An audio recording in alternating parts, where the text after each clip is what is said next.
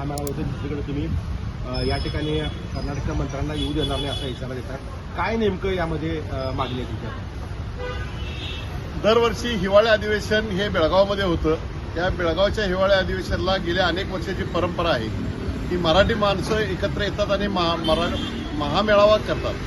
महाराष्ट्र ई-गिरीज समिती हा महामेळावा करते. या महामेळाव्याच्या हेतून मराठी माणसांच्या भावना प्रकट केल्या जातात. बेळगावचे कलेक्टर याला परवानगी देत नाहीत, मोडतोड करतात.